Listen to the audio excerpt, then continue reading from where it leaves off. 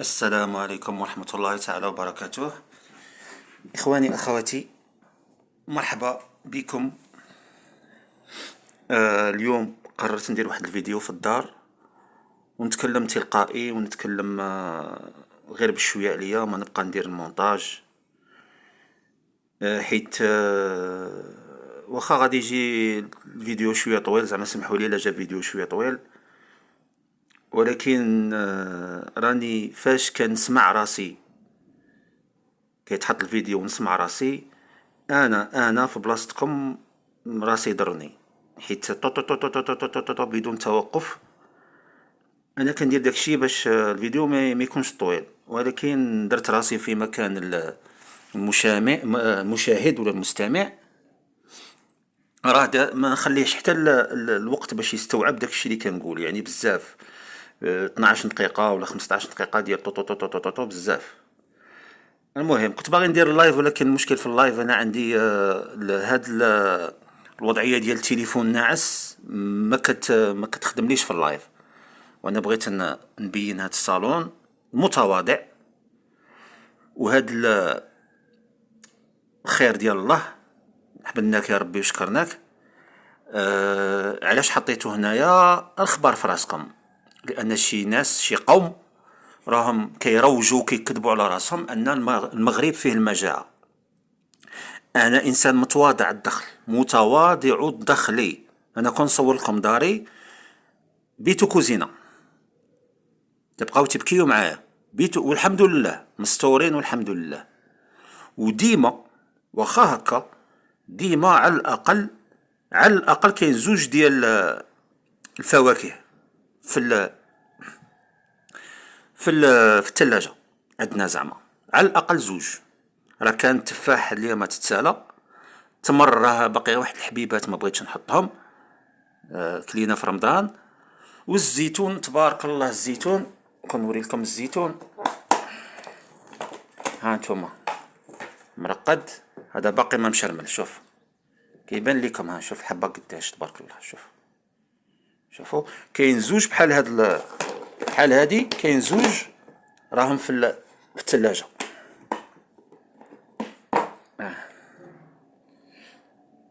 هادي غير للناس اللي كيروجوا الكذب وعايشين بالكذب وما يقدروش يعيشوا بلا الكذوب، ولاو مدمنين للكذوب. الا دوزوا نهار بلا ما يكذب عليهم شي واحد يحسوا رواحهم ماشي نورمال، وراهم يعرفوا راسهم. المهم ندخل في الموضوع ديال اليوم. انا بغيت نعقب هاد الفيديو، هذا اصلا درته باش نعقب على الفيديو اللي حطو الدرباكي، الحفيظ الدرباكي.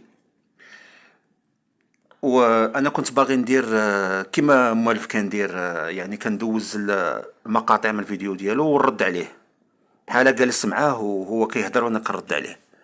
ولكن البركه في سعيد ابرنوس، سي سعيد اللي كنحترمو بزاف، وفي اسعد الشرعي داروا الخدمه نقيه، خاصه سعيد ابرنوس. بون اسعد الشرعي تناول الموضوع بواحد الدعابه والفكاهه اللي معروف بها، عزيز عليه الفكاهه والتنمر والطنز.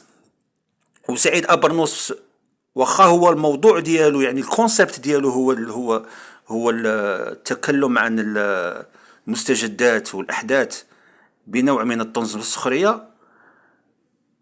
في هذا الموضوع هذا اللي حساس، ما كاين لا طنز لا والو، ما كاين غير حمر عينيك وقصف باباه، ما كاين غير سيريو. وعجبني، زعما عجبني فيه.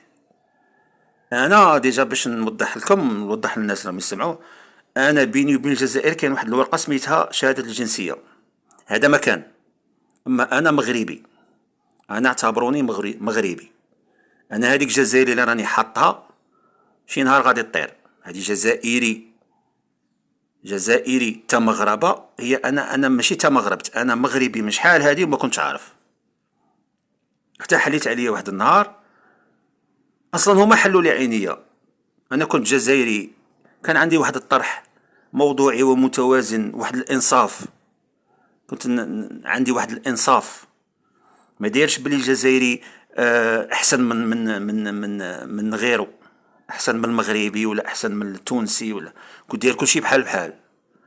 كنت نهضر من هذا المنطلق ديال العدل والانصاف والمساواة. كانوا يقولوا لي انت مروكي، انت مروكي، انت مروكي. يعني انا ماشي نكرت اصلي، نعاودها قلتها شحال من خطره ولكن لا باس نكررها. انا ماشي نكرت اصلي، ولكن اصلي هو اللي نكرني. جزائريين قالوا لي انت مروكي، صاي، لا حرج علي. المهم، آه قلت لكم كنت باغي ندير هذاك اللعيبه ديال ندوز مقاطع من الفيديو ونرد عليه، ولكن الشاشره راهم داروا الواجب. اسعد الشرعي وابرنوس وواحد اخرين اللي يمكن ما شفتهمش. بغيت غير واحد النقطه نرد عليها. هو فاش قال انه المغاربه زعما هو ما قالش كلمه المغرب. ديجا هذه نقطه مهمه قبل ما نقول اللي كنت باغي نقول. هو ما قالش كلمه المغرب. وحافظ الدراجي الله اعلم، الله اعلم، هذا حافظ درباكي كيبان ليا والله اعلم لا اجزم. هذا عايش في قطر، مبرع مع راسو، خدام في هذيك الجزيره، وما نعرف شادين عليه شي ملفات ولا كيبتزوه بشي حاجه، ولا هو ما مسوق حتى شي حاجه. كيعيطوا له في التليفون، غالبا كيعيط له هذاك بن سديره، ما عرفتش علاش. يمكن حيت بن سديره عنده مكالمات مجانيه من لندن لقطر، ما عرفتش. يمكن كيقول له اودي راه الجماعه هنا تاع الديارات راهم باغيينك تخرج، وها شنو كتقول، ها شنو تقول، ها شنو تقول، ها شنو تقول. انا كيبان لي والله اعلم هذا الدرباكي ما عارف شنو قال السنايبي. ما تفرج فيديو ديال السنايبي، ما تفرج شي فيديو ديال بونيف، ما تفرج شي فيديو ديال هذا بعدا بن سديره. عايش حياته تما برا مع راسو. مره يعطلو في التليفون، ها خرج، ها شنو تقول، ها شنو تقول، وها شنو تقول، وها شنو. واياك تقول كلمه المغرب، اياك واياك ثم اياك. غلط تلعب فين بغيتي، غير باش تقول كلمه المغرب ما تقولهاش. وما قالهاش. يعني ماشي انا كنظن الا هو ديك الهضره كيقولها من تلقاء نفسه ومؤمن بها ومن قناعته الشخصيه، على الاقل يقول المغرب، المملكه المغربيه، يقدر يقولها هو. ولكن حيت ما قالهاش، انا نشك بلي داك الشيء، داك الكلام كامل اللي قال راه يعني تعليمات من المخابرات الجزائرية. شنو قال؟ واحد الفقرة بغيت، واحد الجملة قالها بغيت نرد عليه، لأن شفت بلي لا أسعد الشرعي لا أبرنوس ردوا عليها. يعني يمكن ما ردولهاش البال ولا الدلالة ديالها. وهو بغى يضرب، لا أبرنوس رد عليها ولكن من زاوية أخرى. فاش قال هم لا يعترفون بالجزائر قبل 62 ويقولون أنهم ساندونا للاستقلال. يقولون أنهم لهم الفضل يرجع إليهم في استقلال الجزائر. يعني هو كيعتبرها تناقض. وهذا من غباء الكائن العبدقاوي. هذاك الغباء ما كيميزوش بين الامور المتشابهه، كلشي كيتشابه عليهم وما كيتحقوش ما مسوقينش اصلا. جاتو هكا في راسو قالها وصافي، ما دار حتى مجهود فكري باش يفهم ولا هذا. وهذا هو الجزائري، ما كيحاولش يفهم الخصم ديالو ولا شنو باغي يقول ولا شنو، ما مسوقش كاع. المهم جات هكا بغى يضرب في المغرب زعما كوم كوا المغرب ما ساندناش، بما أنه يتناقض مع نفسه، بما أنه لا يعترف بنا، كان لا يعترف بنا قبل 62، فإنه لا يمكن أنه سندنا لننال الاستقلال لأنه لا يعترف بنا. زعما هذا الشيء اللي بغى يركبوا للشعب العبد القاوي مسكين اللي تيق كلش. الشعب العبد القاوي العقل ديالو مفتوح اي بحال شي بانيو هكا، ما فيه لاقطه لا والو، غير رمي. حاجه اللي رميتيها راها في البانيو، ما كاين لا فلتر لا كسكاس لا والو، لا غربله لا تحليل، لا واش هادي بصح واش هادي ماشي بصح. صافي، حفيظ دراجي لي زوم الراجل بحال رسول، بحال اللي ربي سبحانه وتعالى مصيفط لهم رسول من السماء، يجيه الوحي من السماء، وحاجه اللي قالها لنا هي هذيك. وهي في الحقيقه محمد الخامس رحمه الله عليه ماشي لم يكن يعترف بالجزائر قبل 63. هو ساند الجزائريين من باب الإسلام، كان الرجل كان يتعامل من باب الإسلام، هو عاون الجزائريين باش يخرجوا الكفار من شمال إفريقيا من منطلق إسلامي بحت وأخوي بحت. وكان يقول الجزائريين والجزائر، لأن هذيك هي السمية ديالها اللي عطاتها لها فرنسا، كانت مدينة الجزائر، وعممت هذه التسمية على باقي الجزائر. وديك الساعة المجاهدين كانوا يجاهدوا على الشمال، لأن الصحراء كانت فرنسية، كانت صحراء إسبانية، اللي من بعد ولاو يسموها الصحراء الغربية المغربية، والشيء الآخر كل ما على شرقها كانت صحراء فرنسية. والمجاهدين الجهاد اللي ناض في الجزائر ناض على الشمال، وكان في الجبال،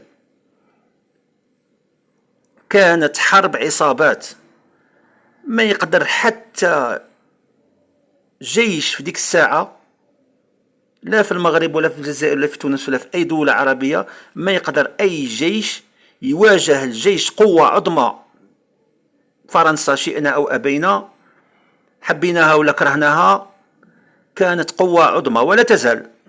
دابا ماشي هي قوة عظمى رقم واحد، ولكن ديك الساعة كانت على الأقل ثاني أقوى قوة عسكرية في العالم، ما تقدرش تواجهها. المغرب على الأقل المغاربة ما يلعبوهاش فور، ما يلعبوهاش واعرين، حنا نحاربوا فرنسا، حنا كذا حنا كذا، لا لا، الأمر الواقع يقول باللي هذا جيش متطور وقوي، وإمبراطورية احتلت نص إفريقيا ونص وربع آسيا وشي جزر هاك وهاك في المحيط الهادي والمحيط الهندي. قوة عظمى ما نقدروش نواجهوها. باش نواجهوها بحرب العصابات اللي اخترعها عبد الكريم الخطابي المجاهد الكبير في عشرينات القرن الماضي، يعني منذ قرن. وعبد الكريم الخطابي فاش في المنفى ديالو علم كل الحركات التحررية في أمريكا الجنوبية وفي إفريقيا وفي آسيا، هو اللي علمهم تقنيات حرب العصابات، يعني تخبى، دير فخ للمستعمر، قتل داك الشيء اللي تقدر تقتل، وهرب وتخبى بحال لي فونطوم، لأنه التوازن في القوة العسكرية مختل، لا علاقة، ما تقدرش تقارن كاع أصلا. اللي كيقول علاش الصحراء هذيك الشرقية المغرب ما مشاش دار حرب لفرنسا وحيدها لهم، علاش دابا مصدعيننا؟ ايوا هادشي علاش الامر الواقع يقول انتحار انك تمشي بالجيش ديالك وتواجه فرنسا، انتحار. والصحراء ما فيهاش الجبال اين تختبئ، حتى الجبال اللي فيها ماشي شي جبال، ما فيهمش الغابات، ما عندكش فين تخبى. كيفاش دير حرب ضد فرنسا في الصحراء الإسبانية؟ استرجعت دبلوماسيا بالضغط الدبلوماسي، مسيرة خضراء سلمية، طريقة سلمية. والصحراء الفرنسية كذلك كانت ستسترجع من طرف المغرب بنفس الطريقة، ولكن الناس اللي تفاوضوا مع فرنسا ديال الأفلان خدعوا محمد الخامس، وقبلوا بأن فرنسا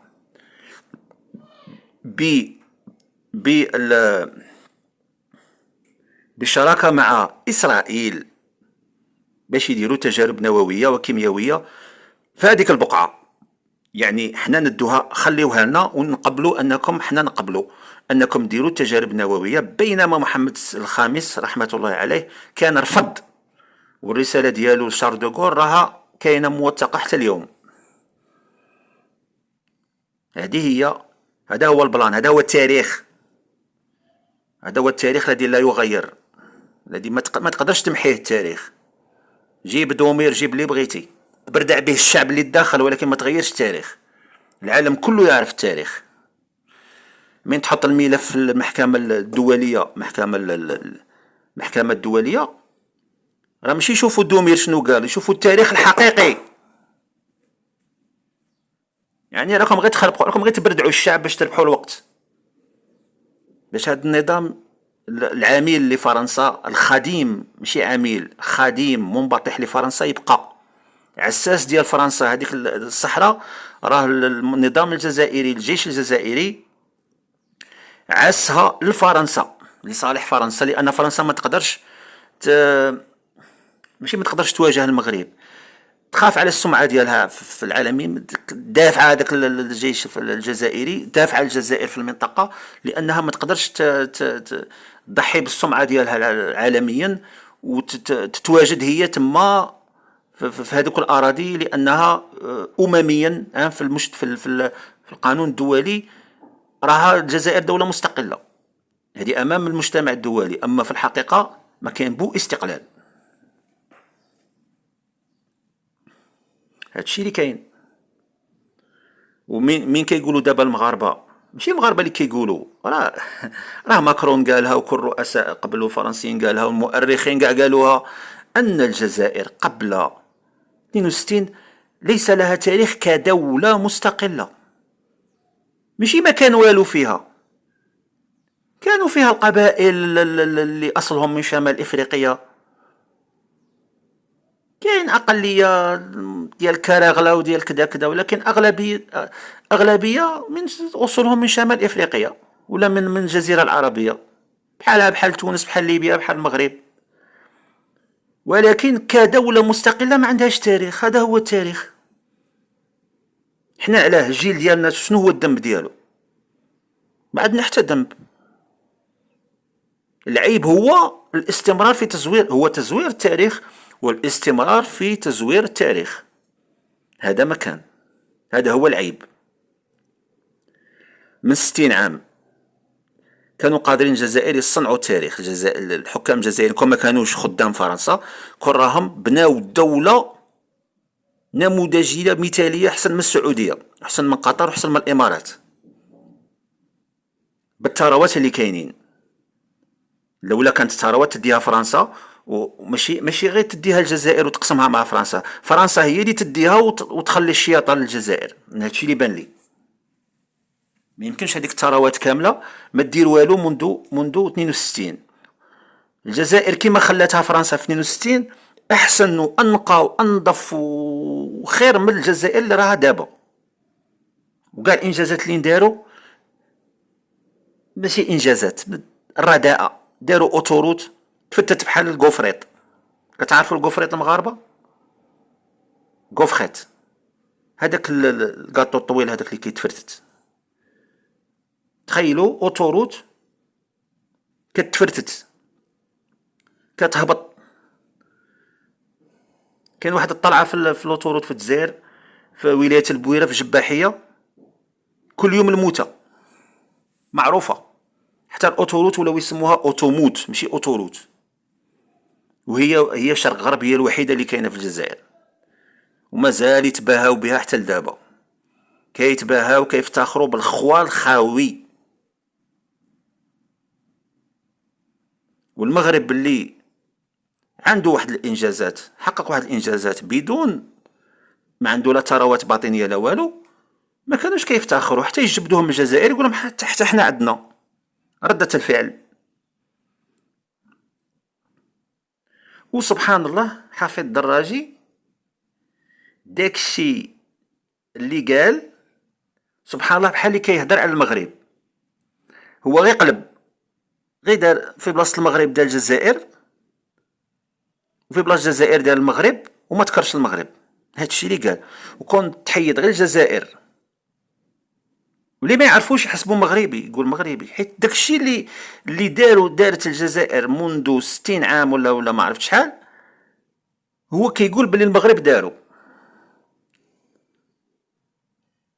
راه ما تسني بيسميها ونسلت، ولا ما عرف كي كيقولوا داك الاخر.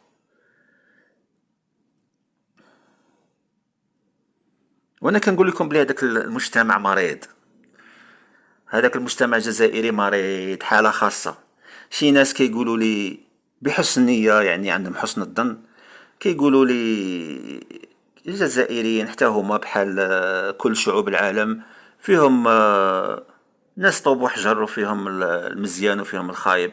راه فيهم المزيان، ولكن المشكلة راني نعاود نقولها لكم، هذه قلتها واحد المرة، المشكلة ماشي في الخايب والمزيان. انا تعاملت مع المزيان، عندهم واحد المشكلة اعمق من ذلك، مشكلة اخلاقية، عندهم واحد الخبث غير عادي. ما كيبانولكش نهار الاول، حتى تتعاشري معاهم وتتعاملي معاهم، عاد ديك الساعة تصدمي، عاد ديك الساعة تصدمي لان واحد الاخت هي اللي قالت لي هذا الشيء، عليها قلت تصدمي. ديك الساعة عاد تصدموا، حتى تاكلوا الدقة معاهم. كيجيوك بالتقية وتقول نخلي له ولادي، تتعامل معاه مرة الأولى الثانية الثالثة، طب إما يغدرك، إما يبقى ما بدون سبب كيتقلب عليك. اليوم راه حبيبك صاحبك شريكك، غدا ما يعرفكش كاع بدون سبب، هكا رشقت ليه. كاين واحد الحاجة ما عرفت، ما قدرتش نفسرها، واش في الجينات، واش في البيئة الاجتماعية. وانا تنظن شوية من هادي وشوية من هادي، لان حتى المغاربه اللي اصولهم من المغرب، اللي كابرين في ذاك المجتمع، دايرين بحالهم، يعني البيئه الاجتماعيه بالدرجه الاولى. وكاين شي ناس تاني عندهم مشكله في الجينات، الجينات حتى هي تلعب دور. كراغلا، ما نعرف شكون تاني، كان غير بابور اللي يدخل. انا هذه صاحبي قالها لي، صاحبي جزائري، انا ما كنت عارف والو، قال لي البابور اللي يدخل يتزاوج بلا ما نقول ديك الكلمه. يعني هضره ما كنجيبهاش من عقلي. وشوفوا الجزائريين، يا الجزائريين، الا كان شي واحد راكم يسمعوا فيا، يا الجزائريين، نتوما وكون دخلتوا السوق راسكم من الاول وبنيتوا بلادكم ودرتوا الاتحاد المغاربي ومشيتوا في هذه الجهه، اقسم بالله لا هاد التفاصيل ديال الدعاره ولا ديال اي حاجه اخرى ولا ديال التاريخ هذا الكحل، حتى واحد ما كان غادي يعرفه، لا نتوما لا المغاربه. انا ما كنت كنعرفه. انا هاد القضيه ديال الدعاره غير هاد رمضان اللي عرفت وتيقنت، لان المغاربه بحال الدكتور صنايبي كيجيب الوثائق، كيجيب المراجع، الكتاب الفلاني، سير تاكد، شككت في كلامه سير تاكد، دخل لهداك دابا كاع الكتب راه متوفره في الانترنت، قلب على داك الكتاب على ديك الصفحه وشوف واش بصح ولا ماشي بصح. ولكن نتوما من كتردوا غير بالسبان والمعيور، لا وثيقه لا مرجع لا كتاب لا حمص، غير الهضره، غير الهضره الخاويه، وتطعنوا في شرف المغربيات. ولحد الان المغاربه غير دافعوا على راسهم، ما هاجموكمش كما قال ابرنوس، غير دافعوا على راسهم بداك الشيء اللي كاين اللي موجود. اما كون بغاو يهجموا ما يخلوا فيكم ما يصلح، تولوا منبودين، ديجا راكم منبودين، هكا راكم منبودين. شوفوا الاخلاق ديالكم هي اللي وصلتكم لهذا الشيء.